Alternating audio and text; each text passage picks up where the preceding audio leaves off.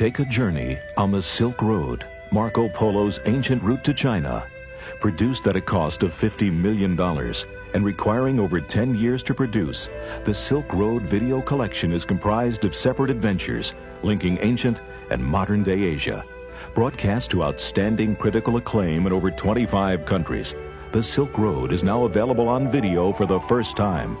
With the entrancing music of guitar as a backdrop, each of the episodes in the collection focuses on the history, art, and culture of one of the world's most inaccessible regions.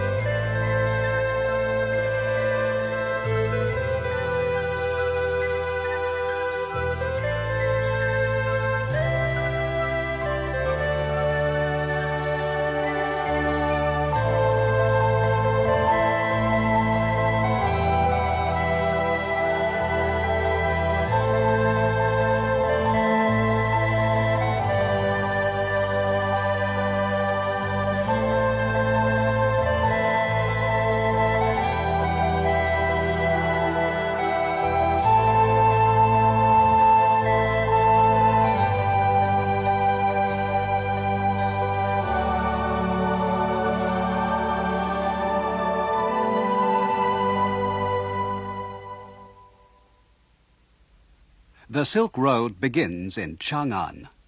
To the west lie Persia and Rome, and to the south, India. If you continue eastwards, you eventually come to Korea and Japan.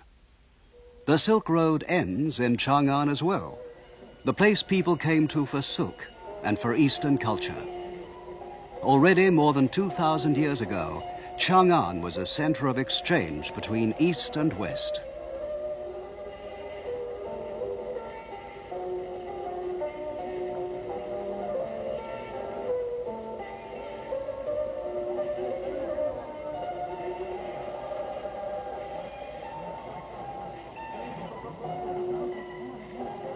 Our Silk Road expedition was a joint effort made up of people from NHK, the Japan Broadcasting Corporation, and from CCTV, China Central Television. The expedition started from Chang'an, the city which is today called Xi'an. It was the beginning of a journey that would take us across the Yellow River, through the Taklamakan Desert, and towards Pamir. It's the world's last unexplored region, the Silk Road. The bell tower near the center of Xi'an is a sort of symbol of the entire city. This was the center of Chang'an, which was the capital of China during the Han and Tang dynasties, and which flourished as the terminus of the Silk Road. During the Tang dynasty, Chang'an was a splendid city, about 9 kilometers or 5 miles square. It was about twice the size of the present city of Xi'an. The Tang Imperial Palace stood where the bell tower now stands, a very impressive building centered on the Imperial Council Hall. Directly in front of the Council Hall lay a great avenue, 150 meters wide or 500 feet, called Tu Chua Avenue. This was the city's main thoroughfare, and other streets branched at right angles from it, forming square city blocks, like a chessboard. In the eastern part of the city were marvelous buildings, such as the Xingqin Palace of the Emperor Xuanzong. And merchants came to Chang'an from all over the world. Merchants from the east congregated in what was called the Eastern Market, and those from the west in the Western Market. Here, foreign traders could find lodging houses and take part in the city's thriving business. And leading westwards from Chang'an was the Great Silk Road.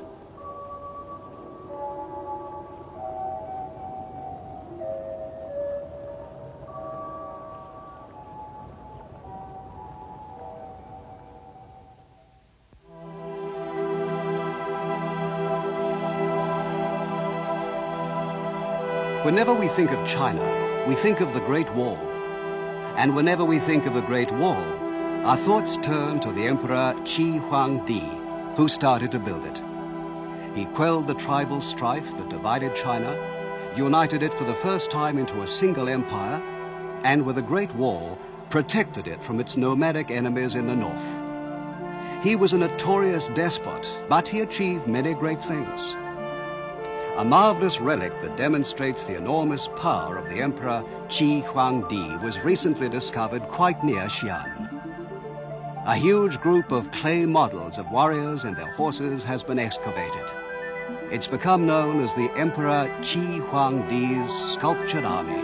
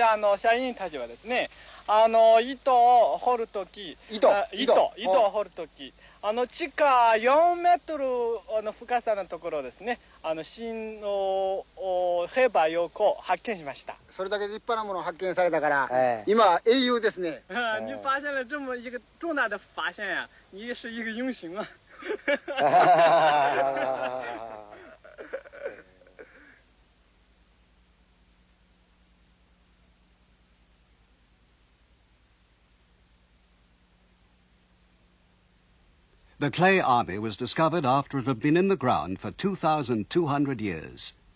Since it was first unearthed in 1974, no foreigners have been allowed to film it or take any pictures.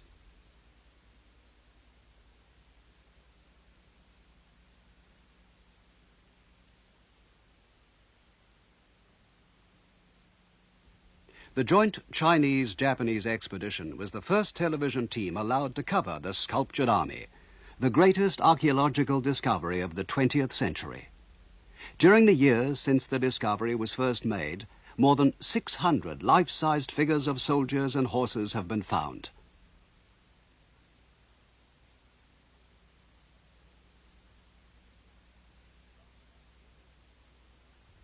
But they have only excavated about 1/10 of the whole area. When they've all been uncovered, it's expected there'll be more than 6,000 figures.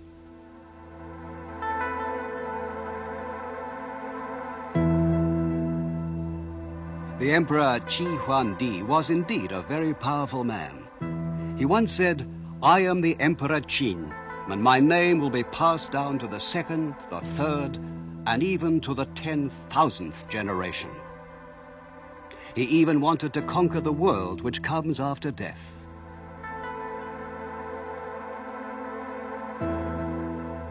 He built a sort of tomb palace underground where he'd live after his death, and placed soldiers in its four corners like an imperial guard, Today, this is all being carefully excavated by the archaeologists. The clay statues which are now appearing are the men of that imperial guard.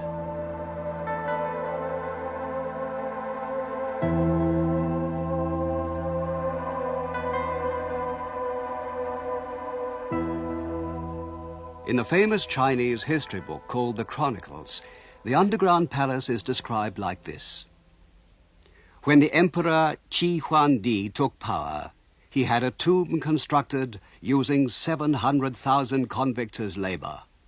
In it, he placed a golden throne and an observation tower with 100 officials and military officers. He had a special system invented that would shoot arrows to kill anyone that might try to dig up the palace.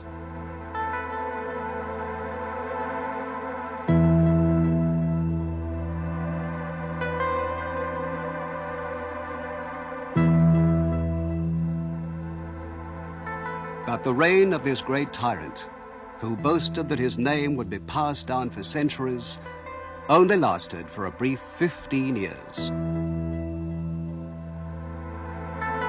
Yet today, after more than 2,000 years, his underground palace is being seen again. So in a way, his boast is coming true.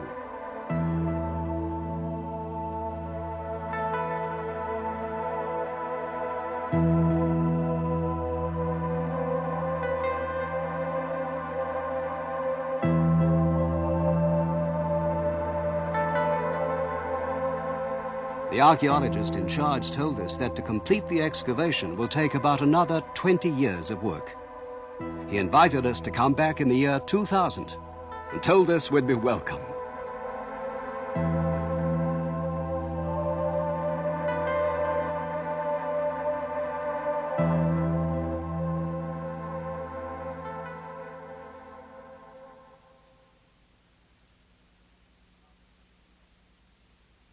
About 60 kilometers, or 40 miles west of Xi'an, there's a group of what look like small hills. It's the tombs of emperors of the Han dynasty, which ruled China after the Qin about 2,000 years ago.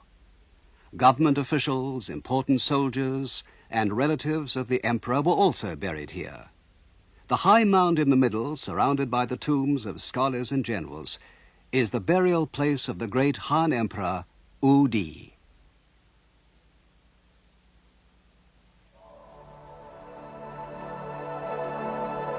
It's about 46 meters high, or 150 feet, and about 230 meters wide at the base, or 250 yards. So it's comparable with the Great Pyramid of Egypt.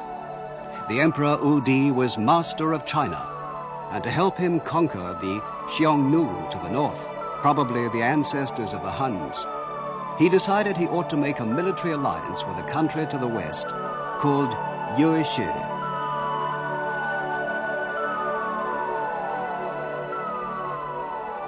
He called for a volunteer to carry his message to Yuezhi. The man who came forward was called Jiang Qian.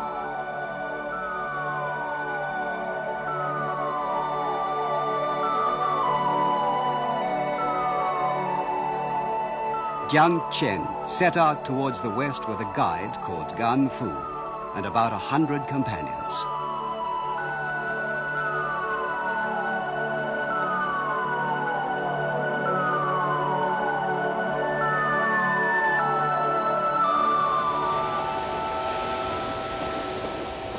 We went to see the tomb of Jiang Qian, which still exists at a place called Hanjiang, about 12 hours by train from Xi'an. We were the first expedition of foreigners ever to visit the tomb.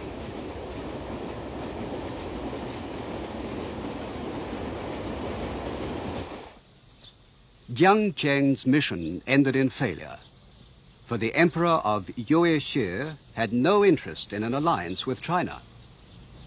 Jiang's journey took him 13 years, and he was twice taken prisoner by the Huns. All of his followers were lost, and when he finally returned to Chang'an, he only had Gan Fu with him, and they were both in a miserable state.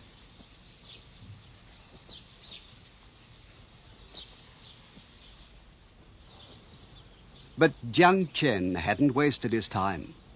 As soon as he was granted an audience with the Emperor Wu Di, he told him, "They have marvelous horses in the western lands which gallop as though they were flying, and which sweat drops of blood. They're descended from what are called heavenly horses." The Emperor Wu Di was fascinated at the description of these wonderful horses.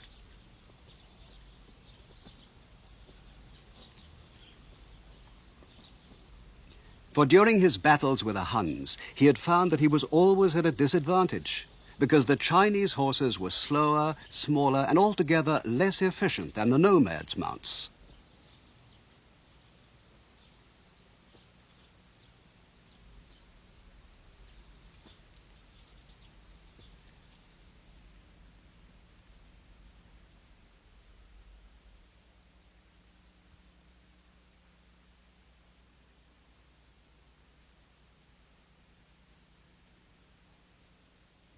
This is the Maoling Museum, near the tomb of the Emperor Wu Di. Here we saw statues of Huns being trampled underfoot by Chinese on the horses that sweat blood.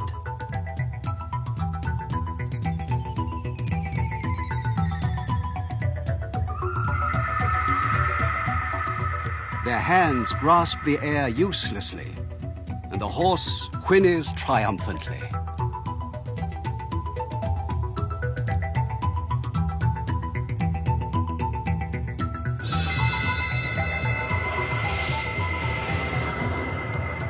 After he had obtained some of the famous Western horses, the Emperor Wu Di organized a campaign against the Xiongnu. His army was commanded by a young general called Puo Chiu-bing. Handling his new cavalry skillfully, young General Puo fought and won battle after battle with the mounted armies of the Xiongnu. He went on to conquer an area west of the Yellow River called the Hexi Corridor, and returned in triumph to Chang'an with no less than 100,000 prisoners. Fortresses were built in the Hexi Corridor, and a road between Han China and the West was established. Thus, the Silk Road began. For China, the new road had a double importance. From the West, they could get the precious heavenly horses, and they could export Chinese goods and culture abroad, especially silk.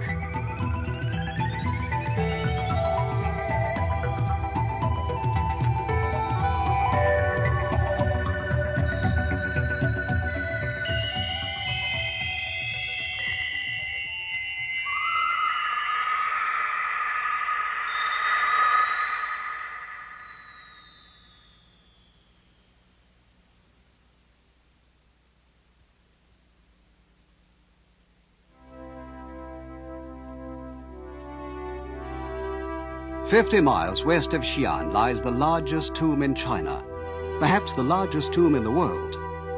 It's the burial place of the third emperor of the Tang dynasty, which started in 618 AD. His name was Gao Zhong, and his empress who was buried with him was called Wu Zetian. Wu Zetian, who ruled alone for 50 years after the death of her husband, was the only empress in the entire history of China. During her reign, China flourished, and its capital, Chang'an, became the biggest and busiest city in the world, with a population of more than 1 million people.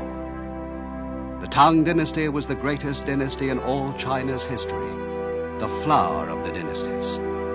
The capital, Chang'an, was a veritable peony blossom, and the empress Wu Zetian was like the queen bee among its petals. This tomb, called Qianling, was built into a mountain 1,048 meters high, or 3,000 feet, and it represents a peak in China's history. Soon they'll start to excavate it properly.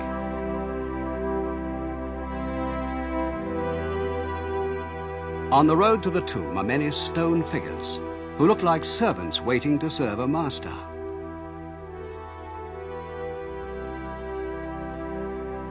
These 10 figures are each 4.5 meters tall, or 15 feet, and they represent well-known military and civilian officials who served the Emperor Gaozong.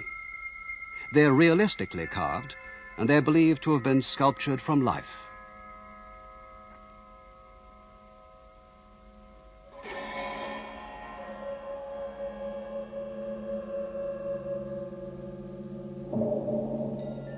There are also figures of animals, such as lions, standing guard.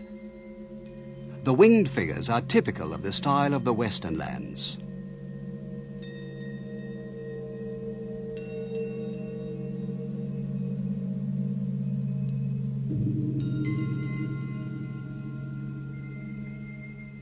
These are figures of the foreign ambassadors who attended the funeral of Gao Zhong and who even helped to build the tomb.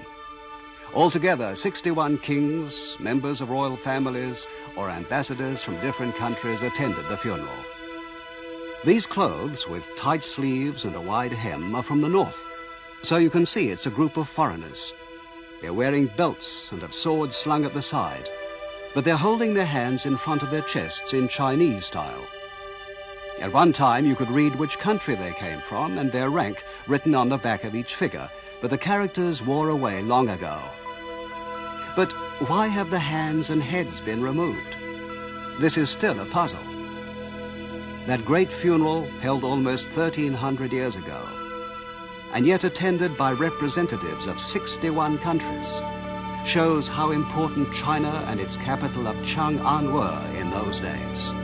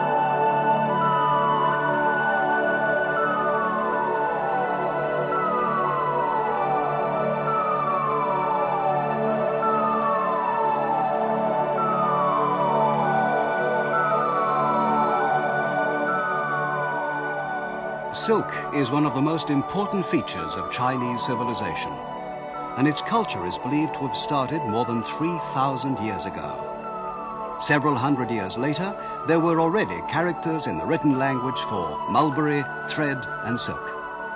Silk soon became famous as one of the most marvelous products of China.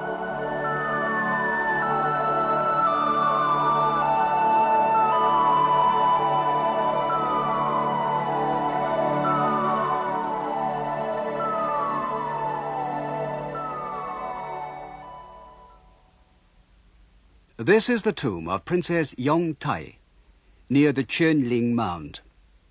As you pass along the underground passage, 90 meters long or 82 yards, you can see pictures of ladies of the Tang court painted on both walls.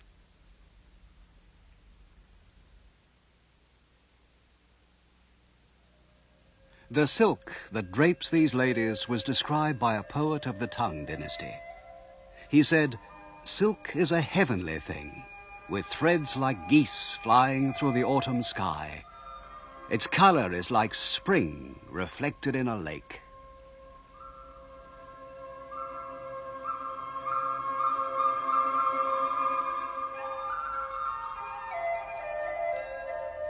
These ladies are playing with flowers in a garden.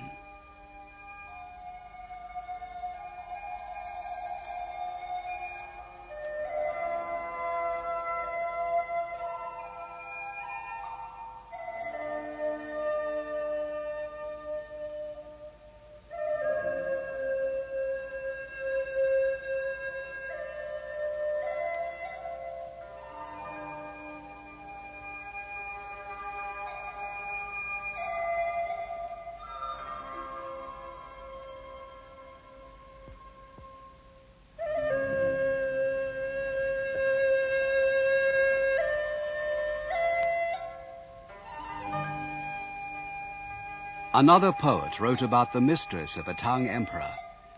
Her smile brings 100 charms to her eyes, and her beauty has the fragrance of the 6 shrines.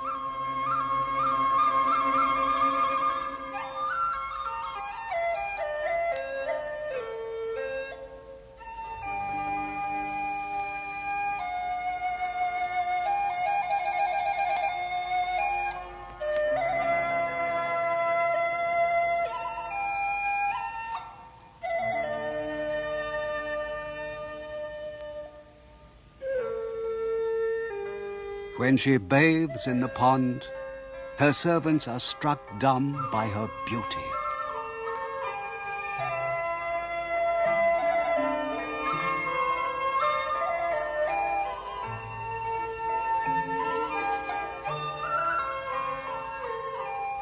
"3,000 lovely maidens serve the emperor, but he has eyes for only her." Adoringly he says, "In the air as birds we'd share one pair of wings. Here below as trees our branches intertwine."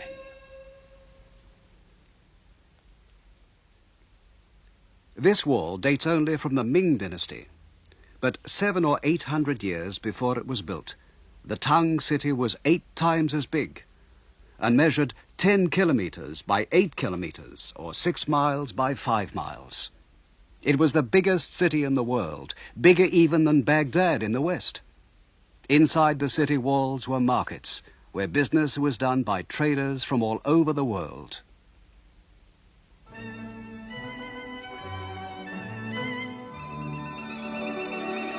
The Western market was the place where the merchants of the Silk Road gathered to buy and sell.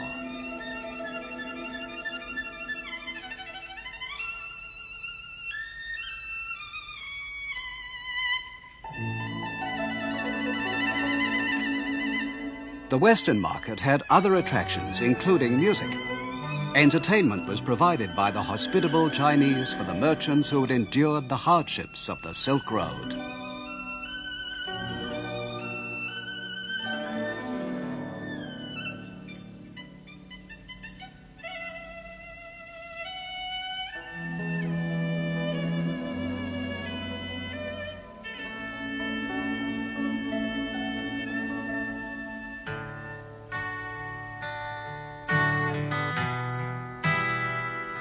Merchants from Rome, from Persia, and from Central Asia all gathered at the Western market.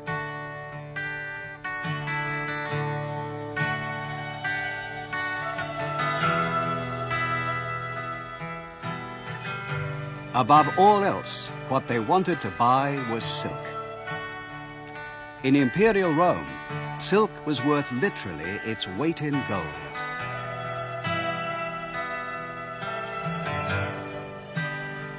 Objects that show how international Chang'an was have often been excavated in Xi'an.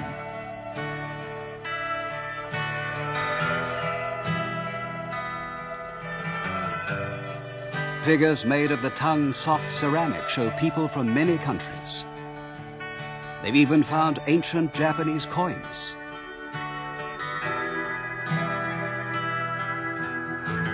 Driving these camels are people from the north, with their high boots.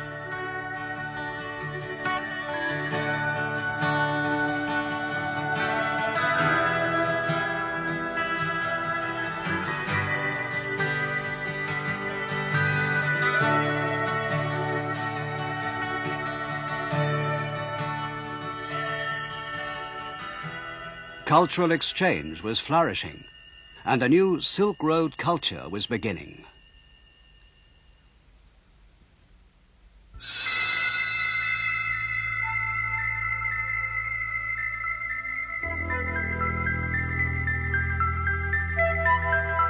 Along the road, in both directions, camels were traveling, carrying civilization to the east and to the west.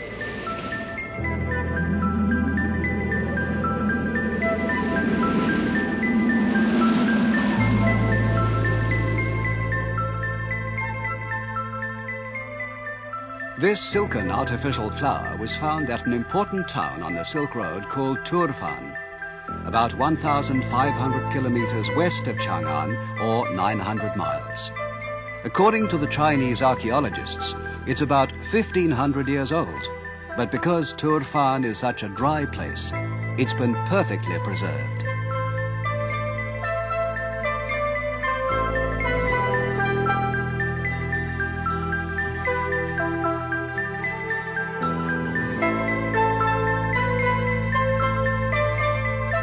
Here a wolf is attacking a traveler on the Silk Road.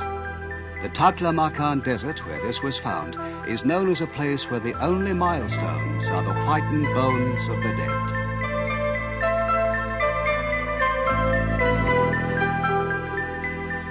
But still, people succeeded in walking across it, and silk arrived in Rome. This is an oasis on the southern route of the Silk Road, through a country called He Tan. Here, the British explorer Stein discovered a famous painting. In He Tian, they had no silkworms, so the king asked his bride, Chinese princess, to bring some cocoons with her when she came to marry him. The export of silkworms was forbidden, of course, but the princess succeeded in smuggling a few through.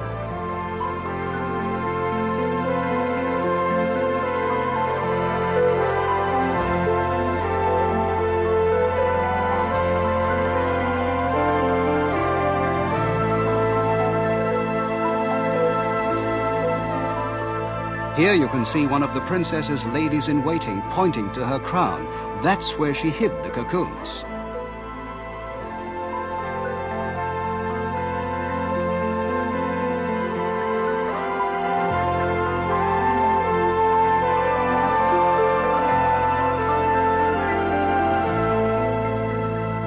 Eventually, the silk crossed the mountains of Pamir, the deserts of Arabia, and arrived in distant Rome. To the Romans, China was Ceres, the country of silk.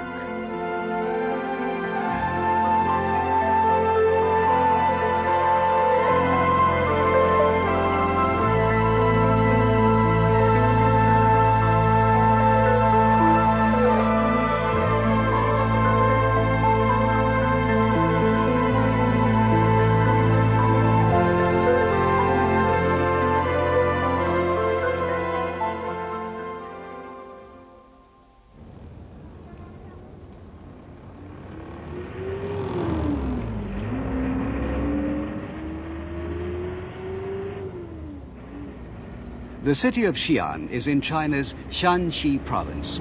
It has a population of 2.5 million, about twice as many as in ancient Chang'an.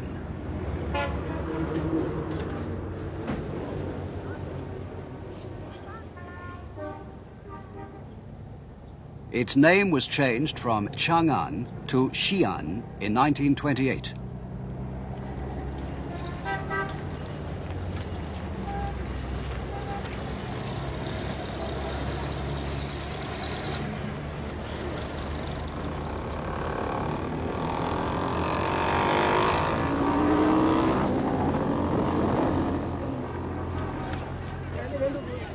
We wanted to see what was left in today's city of ancient Chang'an, the capital of 11 Chinese emperors long ago.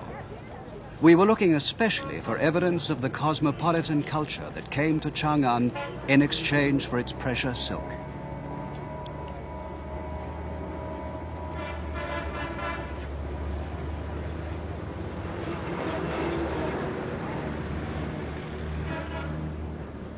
When we visited Xi'an, it was autumn.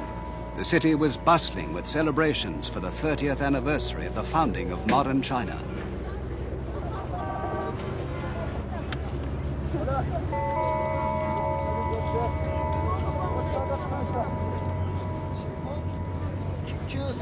On the street corners, they were selling watermelons.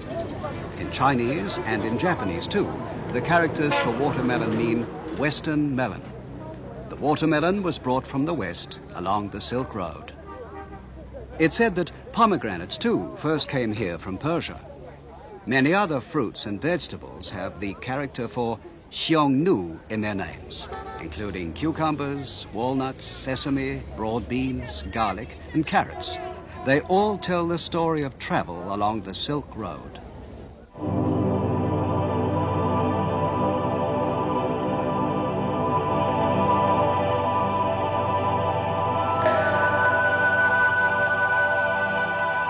All kinds of new entertainments were also brought for the people of Chang'an.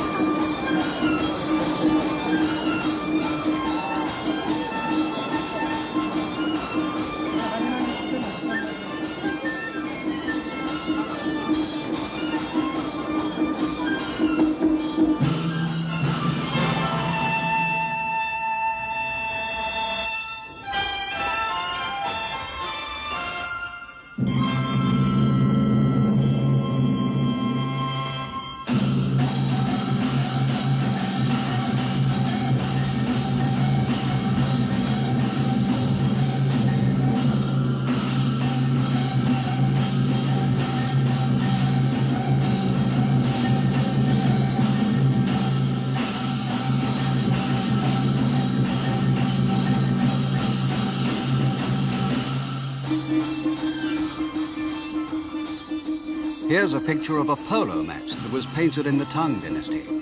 Polo, which originally comes from Persia, was the favorite game of the Emperor Xuanzong and was very popular among the aristocrats of Chang'an.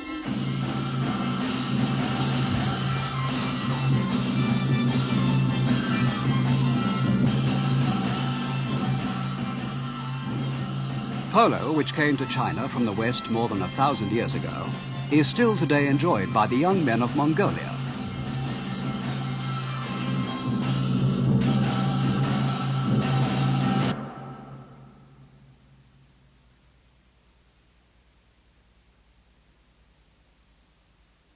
People traveling along the Silk Road also brought their religions with them.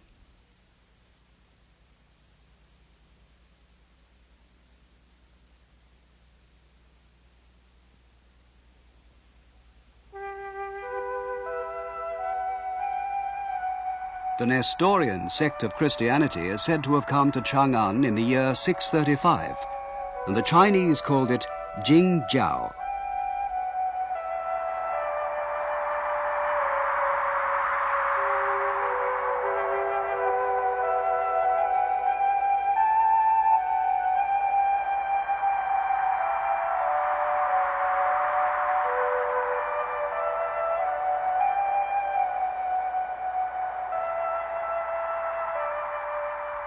Jingjiao spread quickly in Chang'an, and this great memorial was set up to record its arrival.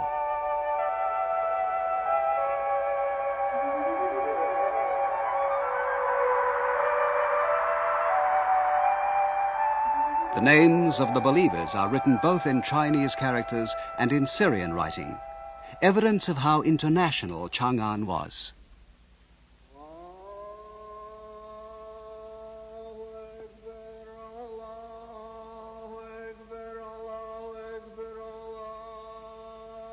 While we were in Xi'an in 1979, Islam was big news all over the world. But Islam has been here for many years. We visited the famous mosque called Qingjiansu.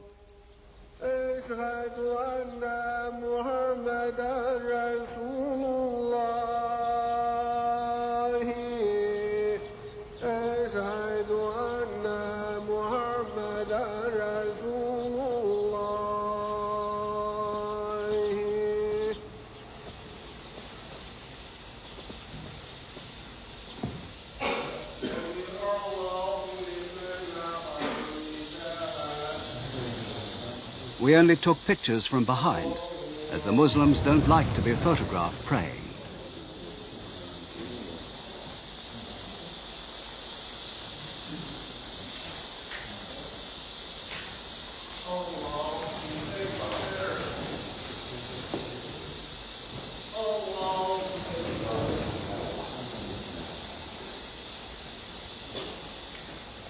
Muslims face Mecca 5 times every day in prayer.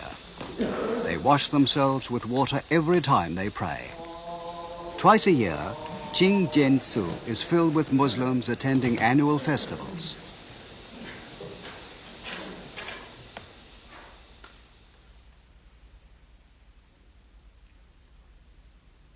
During the Tang dynasty, it's recorded that the city had 1,000 Muslims. Today there are more than 10 times as many.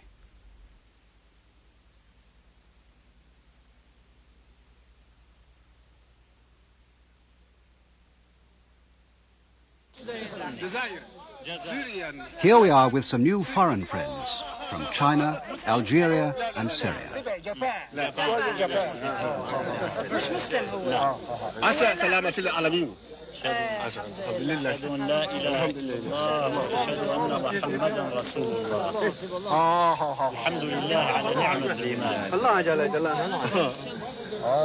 Syria, Algeria, Japan.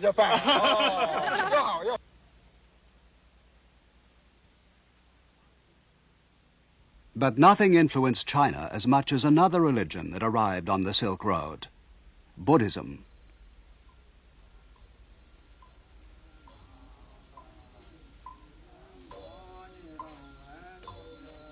We visited the Xingjiao Tzu, which is where a famous Buddhist priest of the 7th century is buried. His name was Sanzang, and he wrote a famous book called Xi Yo Ji, or A Journey to the West. The Tang Emperor Gao Zhong grieved when Sanzang died and said that China had lost a national treasure. For the past 1,300 years, this Xinjiaosu has been China's main Buddhist temple.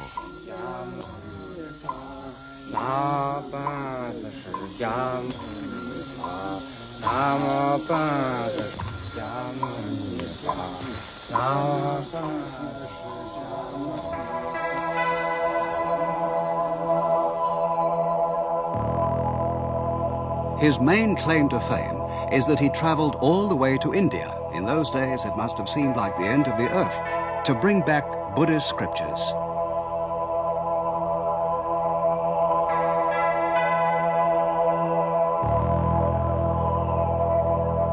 From the time he left Chang'an until he returned, the entire journey of 25,000 kilometers, or 15,000 miles, took him no less than 16 years.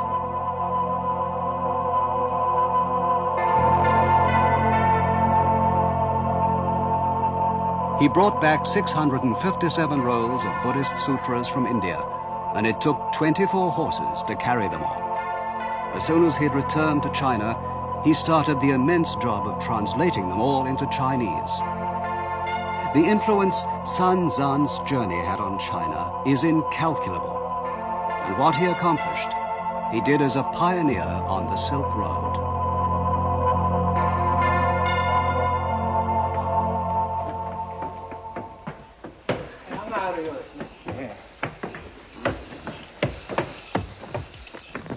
The chief priest of the Xinjiaozu invited us upstairs, saying he had something interesting to show us.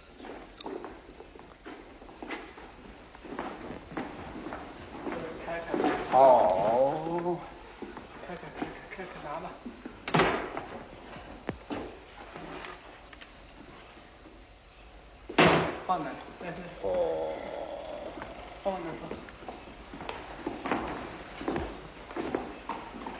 Many Buddhist documents are preserved here, as you would expect.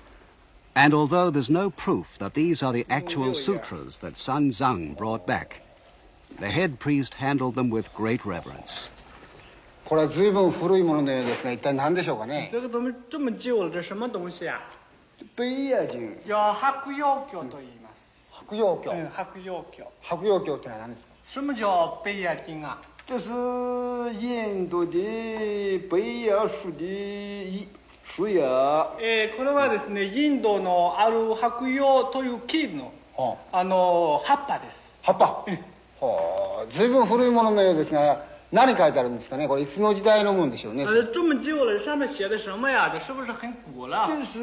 就是古了，是唐代玄奘法师由印度出来的梵文北野经。これはね、随分古いものです。唐の時代ですね。唐の時代、玄奘法師がお経を取るとき、これをインドから取ってきた言文です。言語。文語です。文語です。違いました。どうもすみません。これそうすると素晴らしい宝。Even in communist China, these items of Buddhist culture brought from the West are protected and preserved.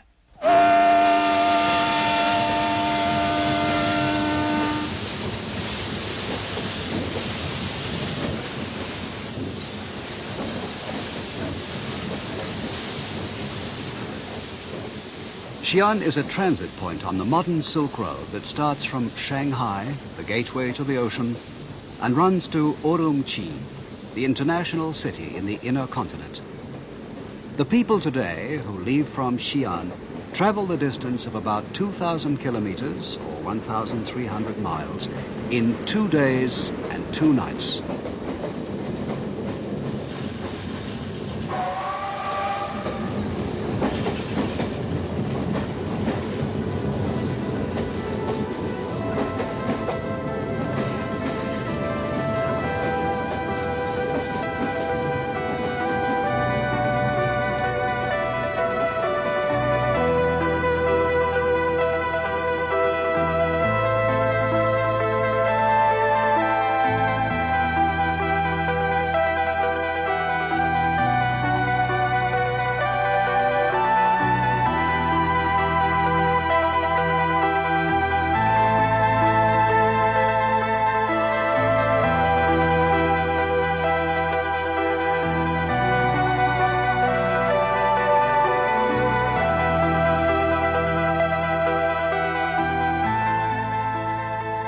The river Wei Shui flows through the northwestern suburbs of Xi'an. When people set off westwards along the Silk Road, this is where their friends and relations would see them off.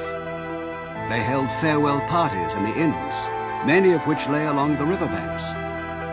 There used to be a custom of breaking off a twig from one of the willow trees that grew along the river and giving it to the departing traveler. They used to bend the twig into a circular shape as a kind of prayer for a safe return. Many great works of Chinese literature have been written about the pain of parting at the beginning of the Silk Road, but none more famous than the words of the Tang poet Wang Wei. The traveler's willow tokens are fresh and green, and I offer you a toast, for you are departing towards the setting sun, and soon you will be a part of the past.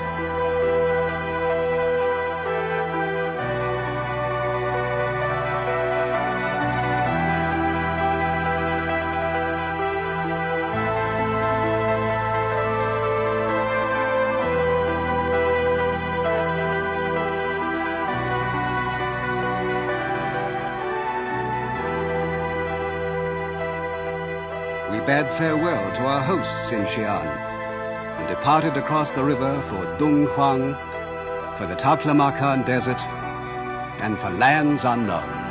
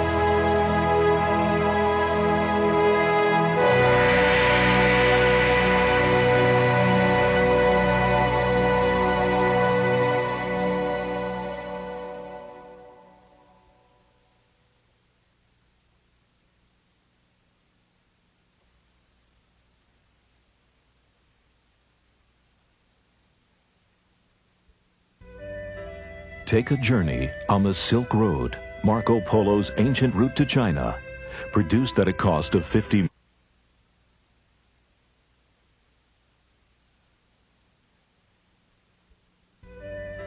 Take a journey on the Silk Road, Marco Polo's ancient route to China, produced at a cost of $50 million and requiring over 10 years to produce.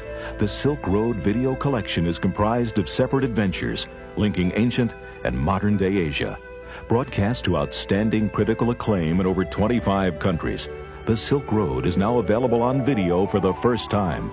With the entrancing music of Gitaro as a backdrop, each of the episodes in the collection focuses on the history, art, and culture of one of the world's most inaccessible regions. In the glories of ancient Chang'an, you'll visit the starting point of the Silk Road, Chang'an, the world's largest city in the 7th century. You'll see the incredible clay army, buried for almost 2,000 years. The discovery of these 6,000 statues was an archaeological triumph, and the Silk Road crew were the first foreigners allowed to photograph it. Thrill at the sculptures deep in the world's largest tomb, and then enter China's most hallowed Buddhist temple. Examine the hidden underground murals of a legendary princess, and walk the only man-made object visible from outer space, the Great Wall of China. In 1,000 kilometers beyond the Yellow River, you'll cross the Yellow River in a goatskin raft. Gaze in awe at the same giant Buddha that Marco Polo saw 700 years ago. Look with amazement at the huge water wheels that irrigate miles of Chinese croplands. and visit the secret caves of Bingli Sea, never before photographed by a television crew. Then transverse the forbidden corridor between the mountains and the Gobi Desert, where the Huns battled the Chinese for control over the most prized horses in the world. In the art gallery in the desert, you'll tour the legendary Magao Caves at Dunhuang, over 500 caves filled with more than 3,000 murals and statues, dating back to the 4th century AD, an oasis of history located in the middle of the Gobi Desert. These incredible man-made caves are an architectural masterpiece and the dream of art scholars around the world. Now, you will be among the first Westerners to visit them, and you'll see for yourself why these artifacts are considered to be among the most priceless treasures on Earth. In the Dark Castle, you'll encounter a mysterious ghost castle situated in the Gobi Desert. These ruins are all that remain after Gengis Khan obliterated the legendary city of Karakoto and exterminated the people that built it. After the Russian explorer Kozlov unearthed the castle, he took its incomparable treasures to the Russian art museum, the Hermitage. The castle, believed by the Chinese to be cursed, has not been entered for over 50 years until now. The castle stands near the Russian-Chinese border and is in a sensitive military zone normally closed to anyone but the Chinese army. You can only visit this region today via the Silk Road. The journey continues in search of the lost kingdom of Lulan, where you'll discover a lost kingdom which vanished into the sands of the desert. Join the first journey in half a century to seek these ruins. You'll uncover Silk Road relics that have been buried for over a millennium, and you'll unearth a mummy that's been preserved in a secret grave for over 2,000 years. The wind-carved rocks of the desert surround you at every turn. You'll gaze in amazement at the beauty that has taken nature and eternity to create. In across the Taklamakan Desert, you'll be the first foreign visitors in over 75 years to visit the ancient Buddhist city of Muran. Visit the beautiful home of a Chinese farmer and his family, and the gardens and vineyards that surround their land. Meet nomads in an oasis town, and be delighted as the village children sing and dance for you. You'll then attempt to cross the desert described by the locals as the place from which nothing living returns. After losing your way in the 120-degree heat, your caravan will stumble into ancient ruins and then attempt a night escape across the desert to safety. The Silk Road is an opportunity to travel through Asia as never before possible. Experience a voyage into the past by visiting the present. Examine the art, thrill to the scenery, and enjoy the hospitality of the people of these far-off regions. Your copy of the Silk Road will be your passport to an unforgettable journey.